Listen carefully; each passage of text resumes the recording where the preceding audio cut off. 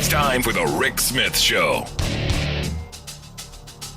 Now, here is the voice of the working class, Rick Smith.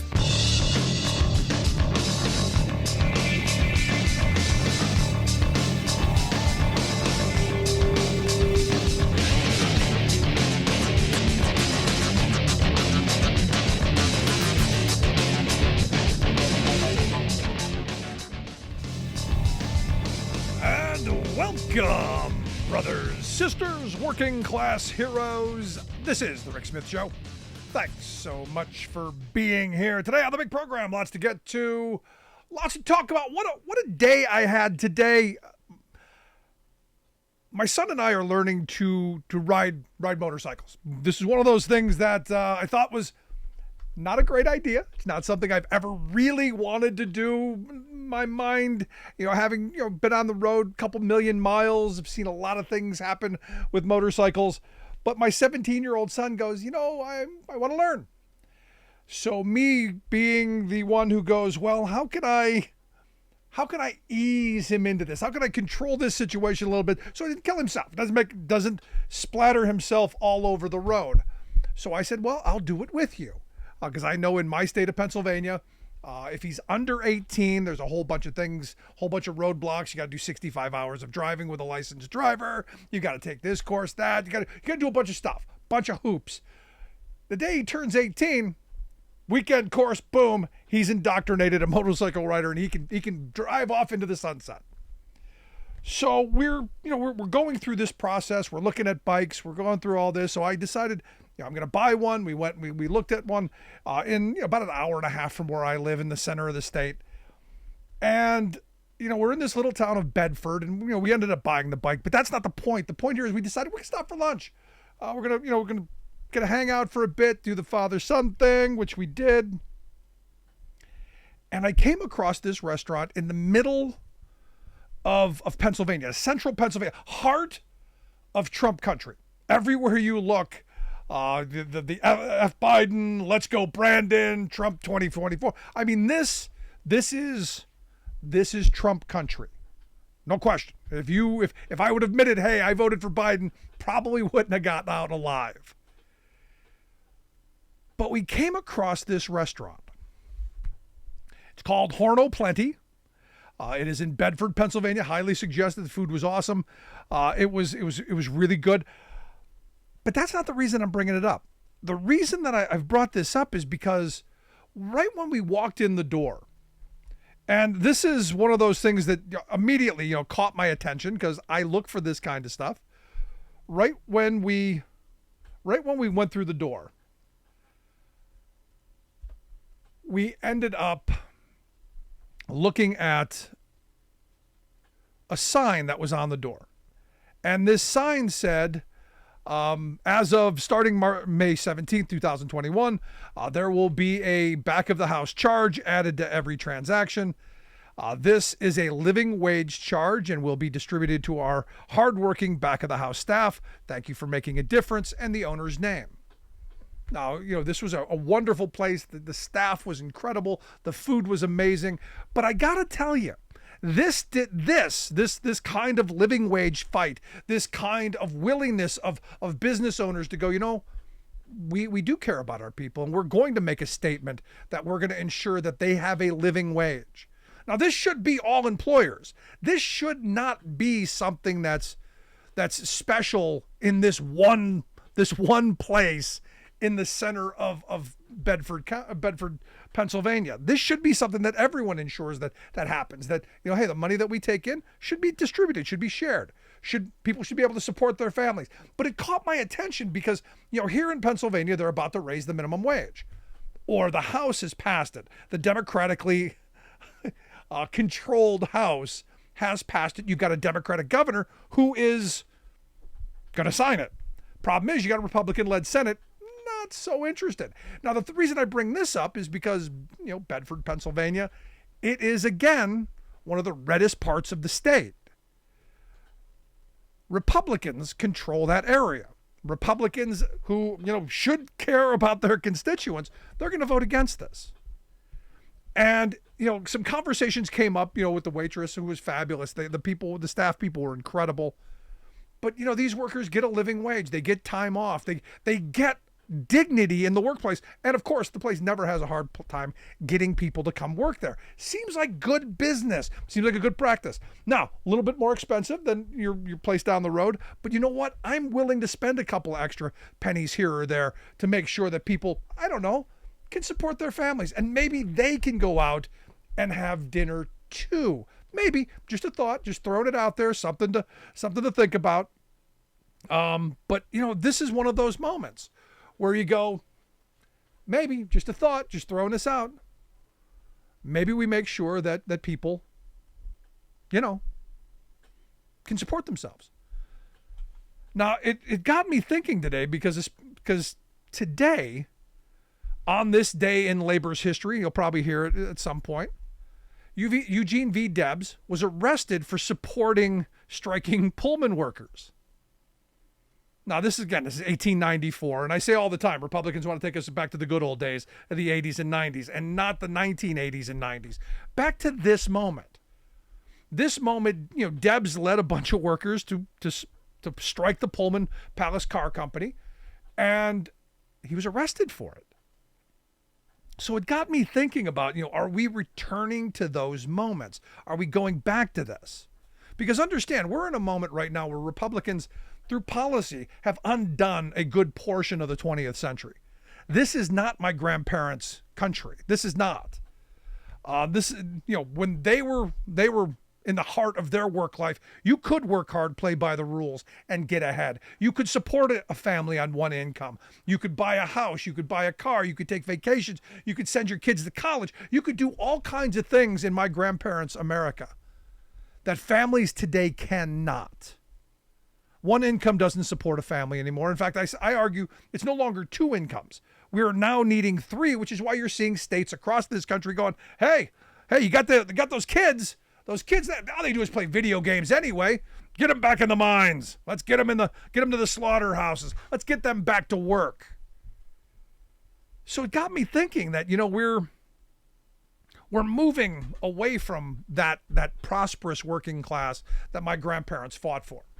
And we're moving quickly.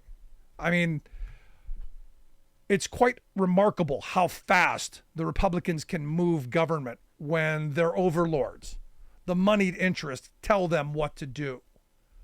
And this is the weird thing, because I've been thinking about this for a while. Republicans have basically been bought and paid for it, and a lot of Democrats too. Our politics seems to be bought and paid for. Dark money, super PACs, you name it. To run a campaign, you need a huge amount of money. So average everyday working people, they don't have a shot. And I think average everyday working people feel that.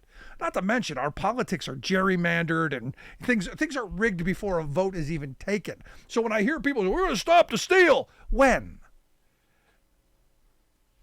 There are states, Pennsylvania here a couple of years ago, the majority of people in this country voted for Democrats. The majority, by like 1 million votes. Democratic candidates got an excess of 1 million votes in this state. And I think they only won 5 of the 18 seats because of how things are rigged, how the lines are drawn, how creatively our lines can be drawn in a way that you can lose by 1 million votes and still have an overwhelming majority.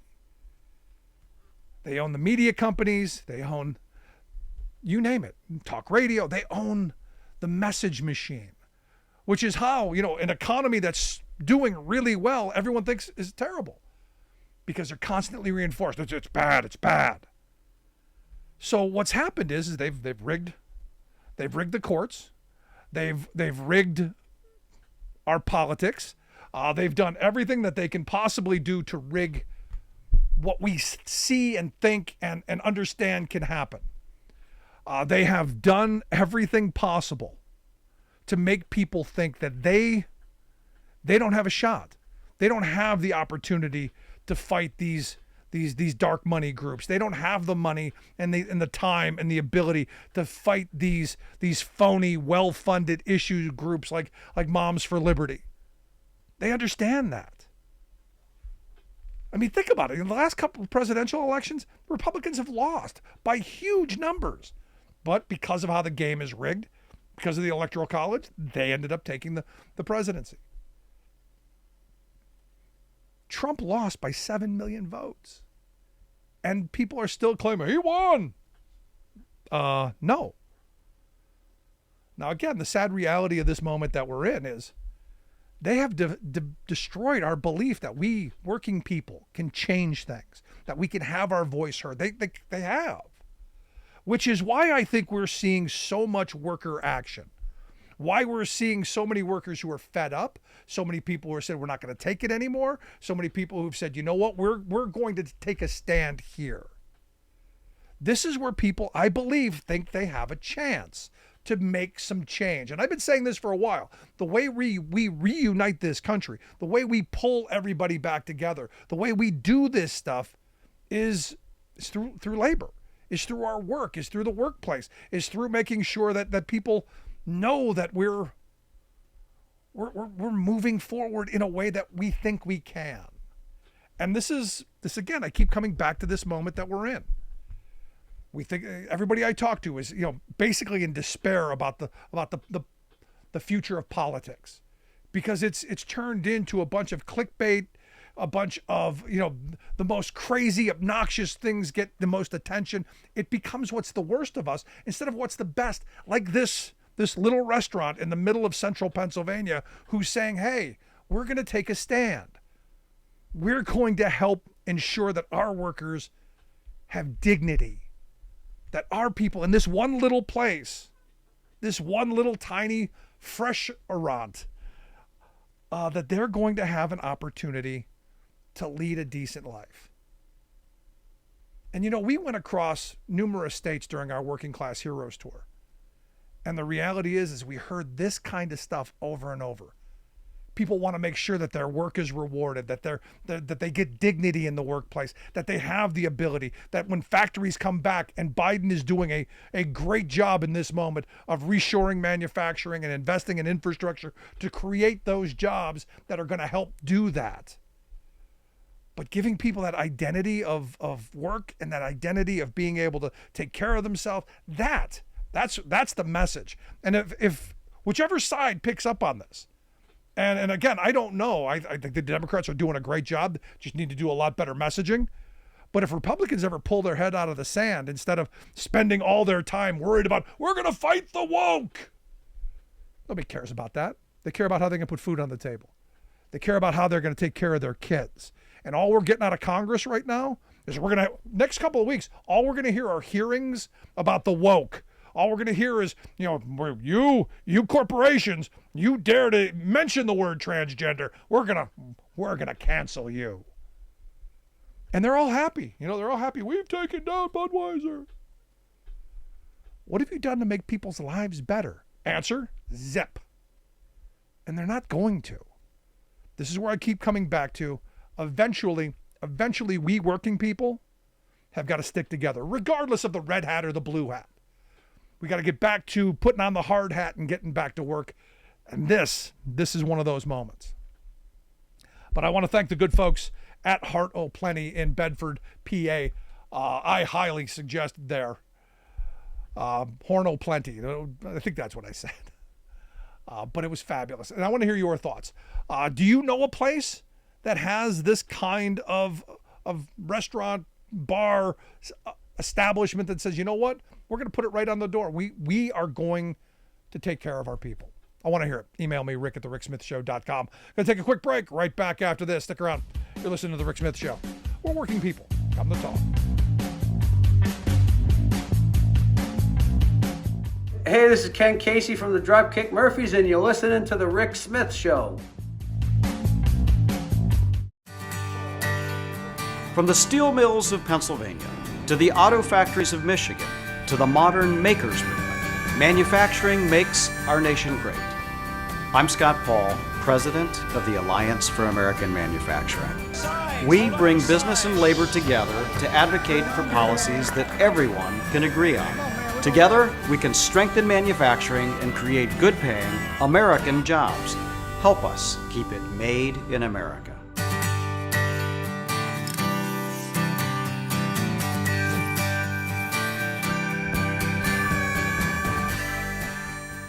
We are AFGE, the American Federation of Government Employees. We represent 700,000 federal and D.C. government workers who are the vital threads of the fabric of American life. We support our nation's military. We take care of our nation's veterans. We protect our nation's borders. We respond to our nation's crises and natural disasters. We provide services to our nation's seniors. The American Federation of Government Employees. We work for America.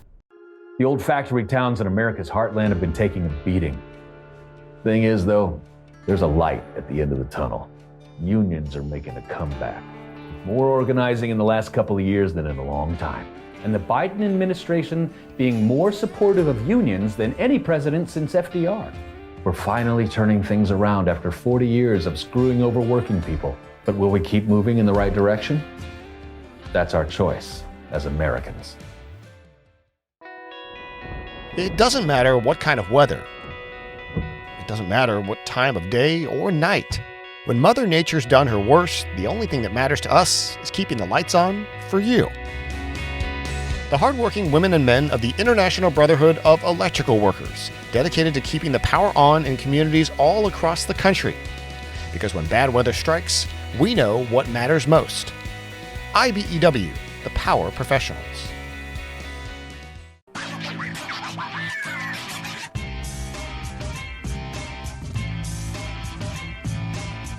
So good old Clarence Thomas.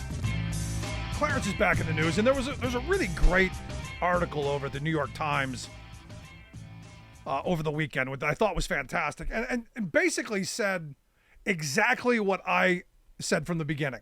We all saw the ProPublica piece on how Harlan Crow, this billionaire, was being very generous to our Supreme Court justice. Paying his grandnephew's tuition so he can go to private schools, yacht vacations, all kinds of stuff, top of the line, kind of stuff. And I said, look, this isn't a quid pro quo situation at all. This isn't, one off. This isn't, hey, I'm going to give you this trip. You do this thing for me. That's not how this game works. And I had some people go, no, Rick, it's what it is. I'm going, no. It's much worse than that. It's much worse than, here, Clarence, here's a pack of cash. Here's a trip. Here's much worse than that. It's what I said from the beginning. This is institutional. There are all these think tanks set up across this country. Big moneyed interests, who have gone and said, we're going to set up these think tanks, these institutes, whatever you want to call them. The Heritage Foundation, the Heartland Institute, you name it, the I Love Dogs and Puppies Institute. And they hire really high-priced people to sit around, think of bad ideas. They throw big parties, big galas at really, really exotic places, and they bring in dignitaries, and they wine and they dine and they pay them for speeches, all kinds of stuff. It's been going on for years. And look, it's not only on the right, it's on the left too, but mostly on the right, because that's where the billionaire money is, because they understand Republicans are all about tax cuts. What is their number one thing when you go, why are you a Republican? Oh, tax cuts. I want tax cuts. And you go, tax cuts for whom? I'm okay with tax cuts for working people, but I gotta be honest. So it's when the billionaires start loading up their money, got a problem with that. Now, this said, Clarence, this New York Times article goes into, says, look, Clarence is from the very beginning. The Horatio Alger Association brought him in, made him feel special, gave him access to billionaires, wined him, dined him, did all kinds of stuff, and created him. This is back when he was, he was just the head of the EEOC. He was just a lawyer. They brought him in. They cultivated him. They had him from the beginning. It's not something that just happened when he got the name. They created him, just as they've done with all of those conservative justices. It's not that, hey, I want you to do this for me. It's, I know you're going to do this for me without me asking you, because I know what you are going to think before you do, because we've created you. This is what the Federalist Society, this is what all of those big money groups are all about. So when you hear this, well, he's got this trip. Yeah, that's not what did it. That's just icing on the cake. He's been in their pocket from day one. Let's go to the phones. Got Jim on line 1 from Chicago. Jim, how we doing? Jim, listen to me, not the radio. Hello? Jim, how are you? What's on your mind? I'm good. I have a comment to make about the all this people getting all upset on the right about the woke. I would like to say to my Republican friends or anybody, take out your phone or look at a dictionary and look up the word woke. And basically what it says everywhere you look is someone who is alert to racial prejudice and discrimination. I certainly think that anybody with a half a brain knows that this country has been like that for a long time, and still is to a degree. And I just really get a kick out of the way these Republicans could take a word and turn it into something totally different than what it actually means. They're just nuts, Rick. They're nuts. And that's just really all I had to say. It just bothers me that they can take a word and bastardize it and turn it into everything else, when basically all it means, anybody with a half a brain would know that there certainly is racial injustice and prejudice. No, I mean injustice overall. I mean, when I think of woke, it's about injustices. It's about helping those who are down, those who need help, those who are being abused. Throw all that in there. It's about being aware, as you've said. But again, this isn't about the issues. This is about creating a buzzword to create division so they can divide and conquer and tear us apart. So it's that dog whistle that they love throwing out to get their audience, their groups, to foam at the mouth like Pavlovian dogs. And look, it's effective. You just, hey, the woke are coming. And they understand. And one other comment, too, if I could, about Donald Trump in a way. It's amazing, all these people like Trump, and I don't really talk about a cult at all. I've tried this on a couple of my friends and family. When I say this to them, they kind of like are lost for words. And this is what I ask them. What is it about Donald Trump? What redeeming qualities does he have that you would like to see your children, grandchildren, or people in your family emulate? Is it the conspiracy nut job? Is the chronic lying? Is it the way he talks about women and the sexual harassment? Maybe it's about all the nice nicknames that he gives people and belittle people. I would just ask your friends this. Ask them just, what is they find about Donald Trump that they would like their family to emulate? And if they're anything like the people in my family, that'll leave them with a dumb look on their face. Yeah, Rich. When I've asked that question, he's rich. He's powerful. Thanks, Jim. Appreciate the call, buddy. No, I mean, it's just, that's the answer that I get because I've asked that question, because I agree with you 100%. There are no qualities that parents who give a rat's behind, I think, would actually answer. No, we want a bully. Because honestly, I think a lot of people like him because he is a bully. They like him because, he talks like I want to. He acts like they want to. But they can't. And they're living vicariously through their bully. And I agree with Governor Pritzker. I think he hit it right, that these are people who just haven't evolved. That they just don't have the capacity, the mental capacity to feel compassion or empathy or those things of understanding someone else. And look, I've said it 1,000 times. I don't understand a lot of the things that are, the transgender stuff, all the stuff that's out. I don't understand it. But you know what? I don't have to. I want people to live their best lives. I want us as a country to live up to that, that ideal of life, liberty, pursuit of happiness. That's the important thing to me. I want to hear your thoughts. Email me, rick@thericksmithshow.com. I got lots to get to. Over the weekend, you may have seen it, the Teamsters were doing a practice strike. They were, out there on the picket line, showing what's going to come to UPS if they don't come back to the table and actually bargain. So we'll come back and talk about that. Stick around. You're listening to The Rick Smith Show. We're working people. Come to talk.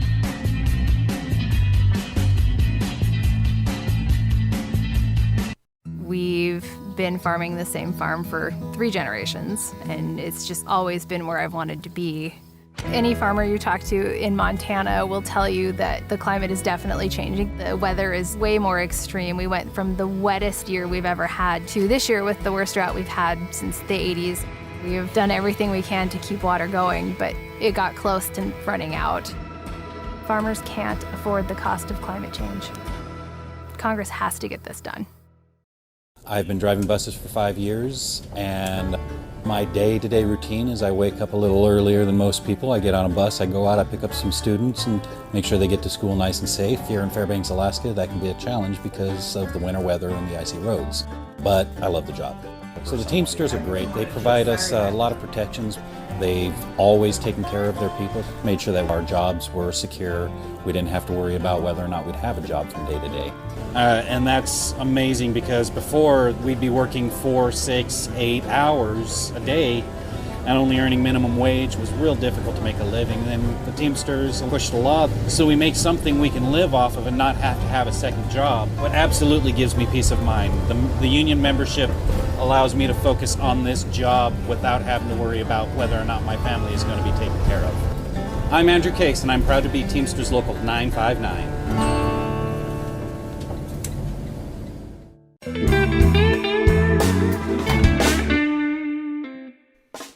Before we close the program, we want to take a moment to thank our viewers and to share a little bit about why we do what we do. At the Rick Smith Show, we believe that media today is almost entirely controlled by corporate greed. So we have now 24-hour news channels.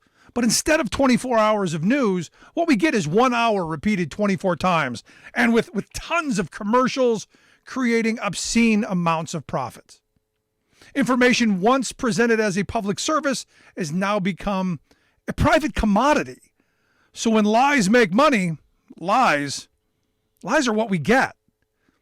We get a corporate-controlled rage machine feeding us anger and hate, trying to convince us that our problems are right, left, or red, blue, when they are and always have been up, down, the wealthiest 1% versus the rest of us.